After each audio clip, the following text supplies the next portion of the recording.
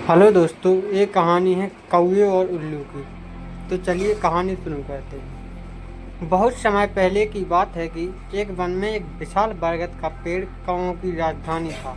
हजारों कौवे उस पर वास करते थे। उसी पेड़ पर कौवों का राजा मेघवर्ग भी रहता था। बरगद के पेड़ के पास ही एक पहाड़ी थी जिसमें असंख्य गुफाएं थी। उन गुफाओं में उल्लू निवास करते थे। उनका राजा अरिमर्दन था। अरिमर्दन बहुत पराक्रमी राजा था कि कौवों को तो उसने उल्लुओं का दुश्मन नंबर 1 घोषित करे रखा था। उसे कौवों से इतनी नफरत थी कि किसी कौवे को मारे बिना वह भोजन नहीं करता था। जब बहुत अधिक कौवे मारे जाने लगे तो उनके राजा मेघवर्ण को बहुत चिंता हुई। उसने कौवों की एक सभा इस समस्या पर विचार करने के लिए बुलाई। मेघवर्ग बोला, मेरे प्यारे कौवों, आपको तो पता ही है कि उल्लुओं के आक्रमण के कारण हमारा जीवन असुरक्षित हो गया है। हमारा शत्रु शक्तिशाली है और अहंकारी भी। हम पर रात को हमले किए जाते हैं। हम रात को देख नहीं पाते। हम दिन में पर जवाबी हमला नहीं कर पाते क्योंकि वे गुफाओं के अंधेरों में सुरक्षित बैठे रहते हैं। फिर मेघवर्ण ने स्थान और बुद्धिमान कौवों से अपने सुझाव देने के लिए कहा। एक डरपोक कौवा बोला, हमें उल्लू से समझौता कर लेना चाहिए। वह जो शर्त रखें हम स्वीकार करें। अपने से ताकतवर दुश्मन से पिटते रहने में क्या तुक है। बहुत से कौवों की कां के विरोध प्रकट किया। एक गर्म दिमाग का कौवा बोला, हमें उन दुष्टों से बात नहीं करनी चाहिए। सब उठे और उन पर आक्रमण कर दी। एक निराशावादी कौवा बोला, शत्रु बलवान है, हमें यह स्थान छोड़कर चले जाना चाहिए। सबने सलाह दी, अपना घर छोड़ना ठीक नहीं होगा। हम यहाँ से गए तो बिल्कुल ही टूट जाएंगे। हमें यहीं रहकर और पक्षियों से सहायता लेनी चाहिए। कौवों में सबसे चतुर और बुद्धिमान स्थलजीवी नामक कौवा था जो चुपचाप बैठा सबकी दलीलें सुन रहा था। राजा मेघवर्ण उसकी ओर मुद्रा, महाशय आप चुप बैठे हैं, मैं आपकी राय जानना चाहता हूँ। स्थिरजीवी बोला, महाराज, शत्रु अधिक शक्तिशाली हो तो छल नीति से काम लेना चाहिए। कैसी छल नीति, जरा साफ साफ बताइए। स्थिरजीवी राजा ने कहा। स्थिरजीवी बोला, आप मुझे भला बुरा कहिए और मुझ पर जानलेवा हमला कीजिए। मेघवर्ण चौंका, क्या आप क्या कह रहे हैं। स्थिरजीवी राजा मेघवर्ण बाली डाल पर जाकर कान में बोला, छल नीति के लिए हमें यह नाटक करना पड़ेगा।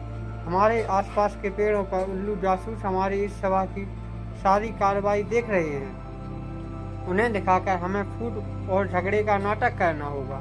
इसके बाद आप सारे कौवों को लेकर सम्मुख पर्वत पर जाकर मेरी प्रतीक्षा करें। मैं उल्लुओं के दल में शामिल होकर उनके विनाश का सामान जुटाऊंगा। घर का भेदी बनकर उनकी लंका ढाऊंगा। फिर नाटक शुरू हुआ। स्थिरजीवी चिल्ला कर बोला, मैं जैसा कहता हूँ वैसा कर। राजा के बच्चे क्यों हमें मरवाने पर तुला है। मेघवर्ण चौंक उठा। गद्दार, राजा से ऐसी बदतमीजी से बोलने की तेरी हिम्मत कैसे हुई। कई कौवे एक साथ चिल्ला उठे, इस गद्दार को मार दो। राजा मेघवर्ण ने अपने पंख से स्थिरजीवी को जोरदार थप्पड़ मारकर तने से गिरा दिया और घोषणा की, मैं गद्दार स्थिरजीवी को कौवा समाज से निकाल रहा हूँ। अब से कोई कौवा इस नीच से कोई संबंध नहीं रखेगा। आसपास के पेड़ों पर छिपे बैठे उल्लू जासूसों की आंखें चमक उठी। उल्लुओं के राजा को जासूसों ने सूचना दी कि कौवों में फूट पड़ गई है, मारपीट और गाली गलौच हो रही है। इतना सुनते ही उल्लुओं के सेनापति ने राजा से कहा, महाराज, यही मौका है कौवों पर आक्रमण करने का। इस समय हम उन्हें आसानी से हरा देंगे। उल्लुओं के राजा अरिमर्दन को सेनापति की बात सही लगी। उसने तुरंत आक्रमण का आदेश दे दिया। बस फिर क्या था, हजारों उल्लुओं की सेना बरगद के पेड़ पर आक्रमण करने चल दी, परंतु वहां एक भी कौवा नहीं मिला। मिलता भी कैसे। योजना के अनुसार मेघवर्ण सारे कौवों को लेकर सम्मुख पर्वत की ओर कूच कर गया था। पेड़ खाली पाकर उल्लुओं के राजा ने थूका, कौवा हमारा सामना करने की बजाय भाग गए। ऐसे कार्यों पर हजार थू। सारे उल्लू हुड़ू की आवाज़ निकालकर अपनी जीत की घोषणा करने लगे। नीचे झाड़ियों में गिरा पड़ा स्थिरजीवी कौवा यह सब देख रहा था। स्थिरजीवी ने काका की आवाज़ निकाली। उसे देखकर जासूस उल्लू बोला, अरे यह तो वही कौवा है जिसे इनका राजा धक्का देकर गिरा रहा था और अपमानित कर रहा था। उल्लुओं का राजा भी आया। उसने पूछा, तुम्हारी यह दुर्दशा कैसे हुई? स्थिरजीवी बोला, मैं राज्य मेघवर्ण का नीति मंत्री था। मैंने उनको नेक सलाह दी कि उल्लुओं का नेतृत्व इस समय एक पराक्रमी राजा कर रहे हैं। हमें उल्लुओं की अधीनता स्वीकार कर लेनी चाहिए। मेरी बात सुनकर मेघवर्ण क्रोधित हो गया और मुझे फटकार कर कौवों की जाति से बाहर कर दिया। मुझे अपनी शरण में ले लीजिए। उल्लुओं का राजा अरिमर्दन सोच में पड़ गया। उसके स्थान नीति सलाहकार ने कान में कहा, राजन, शत्रु की बात का विश्वास नहीं करना चाहिए। यह हमारा शत्रु है, इसे मार दो। एक चापलूस मंत्री बोला, नहीं महाराज, इस कौवे को अपने साथ मिलाने में बड़ा लाभ रहेगा।